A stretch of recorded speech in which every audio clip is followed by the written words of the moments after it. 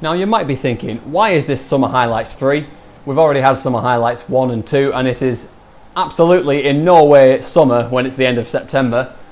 Well, the truth is I've had these clips in my capture gallery since the summer and it's been well overdue that I get them uploaded. So this is a few clips from a race we had on JB Car Freaks. Come fly with me, come fly away. And that is actually what it's called, and that's the only way you're allowed to say the title of this track. As you can see, Abe Gunners has made it from third into first in the Massacro, which nowadays I would never allow because it's such a windy track and there is no way that a Massacro should be beating a Comet in this race. So that is testament to how old this footage actually is. I went for a last corner overtake using the Comet's amazing turning circle, but it wasn't to be, and Abe Gunners sealed the win there.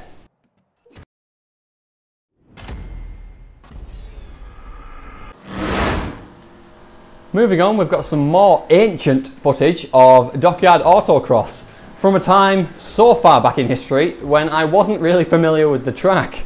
But I was hanging on to this orange Dukes and the red Coquette Blackfin. I think the Blackfin had just been released at this point, and it's absolutely essential that you run this corner as wide as possible. Dip your left wheels in that gutter because look at the run it's given me between the two of them onto lap 2. Shortly afterwards, it seemed we were catching the Golden Dominator in front and he's got that chicane horribly wrong. So we're going to take advantage with a cut back there. Hopefully make this stick going into this left-hander as well. You might think the move's done there, but no, he keeps nibbling at my heels continuously through these next right-handers.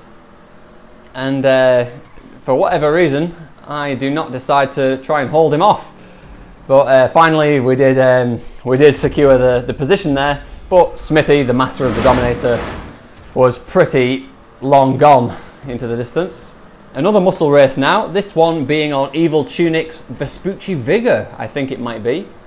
This was the first time I'd ever done this track as well, and it was pleasantly surprising, it has to be said.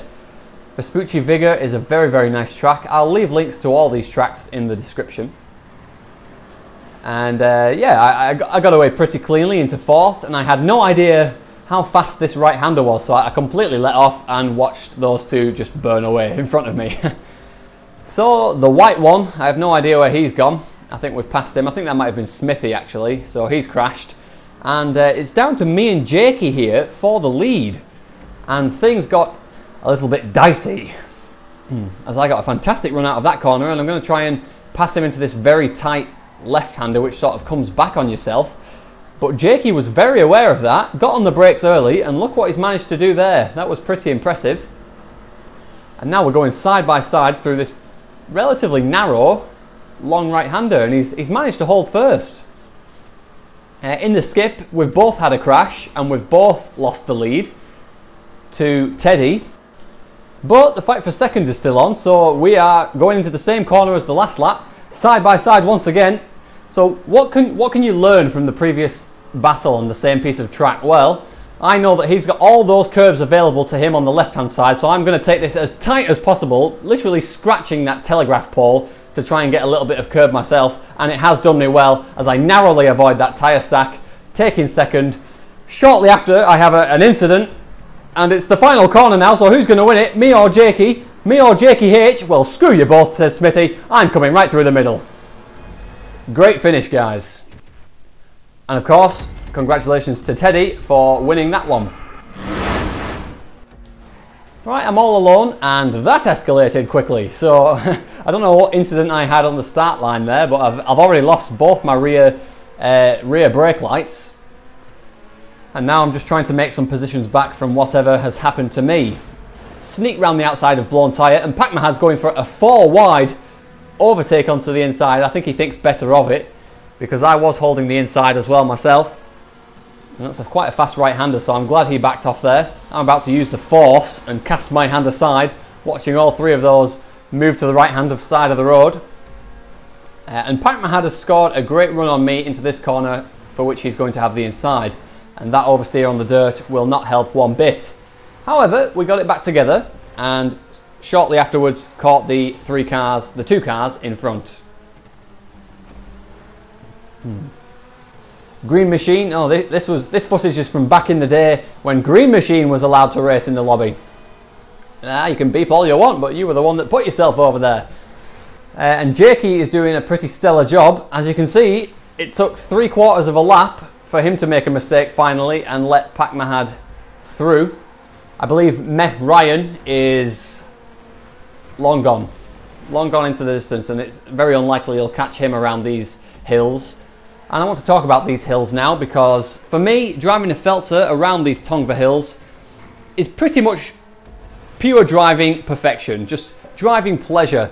And against an opponent like Pak Mahad, who is very similar to me on pace, well, this just makes for absolutely fantastic bumper-to-bumper action, which you can see right here. He managed to pull away from me there, and let me tell you that this battle went on into the night. As you can see, this is another lap and a half later, I think. We're still going at it, bumper to bumper, absolutely equal on pace, nothing to tear between us. It's fantastic. And Meh Ryan hasn't really pulled away too much, if that's the same red dot in front of us, but look how confident I am in Pak Mahad's pace. I can just glue myself to his rear bumper, and I'm even going for an outside move here. I tried to turn in, and we did lock framework there a little bit of bodywork lock. And here I'm going for the inside again, but he's already carrying more speed on the outside. It's just beautiful. It's something, there's no words to describe this really. You just need a bit of music behind it. But I thought I'd put some commentary over it just because I want to test my mic out again. It was having problems the other day. That's why I haven't uploaded the latest Benefactor Championship round yet. But as you can see, this is just something special when you've got an opponent that you can just trust this much. The last corners I eased off way too much, and Pak Mahad got away, so well done to him for holding on to second. And of course to Meh Ryan for dominating those roads. Speaking of Ryan, we had a little battle of our own in a 3-person race, which you wouldn't normally think you can get footage from, but in this case we absolutely did. And despite not many people joining this playlist, I was able to enjoy it thoroughly because I had Ryan the entire time. It was literally just me and Ryan battling on all of my tracks, pretty much alone. And I have newfound respect for Ryan after the races I had with him around these circuits, because he was putting up some of the fairest defense to my offense and some of the fairest offense to my defense. And yeah, when he's got his head screwed on, he is a very worthy contender, and he's by no means as careless as some YouTube videos have made him out to be. He started slipping around this corner, and I knew that was going to cripple him going into this right-hander because it gets very, very tight.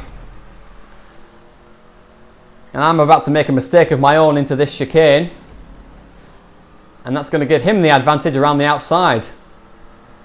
Now, one of my hindrances with the Dominator is my inability to control its oversteer, just like that.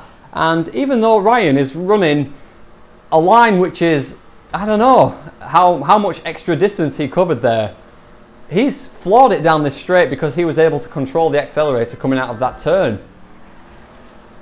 Thankfully I was able to get it back. I can control it on occasion. I had the feeling he might want to park it on the apex here, so I continued driving right around the outside, and the sand and the bushes were going to give me the boost that was needed to push forward. But yes, this track is abandoned airstrip, and those chicanes have undergone some much needed maintenance. I've gone back, I've reflected on the track, and apexes have been made much clearer, slightly wider. It's a fantastic track to race on now, and the pit lane on the left is much more refined as well. You can actually drive through it like a proper pit lane. So I do manage to win one of the races in my video. Thanks for sticking with me through this, and I'll see you next time.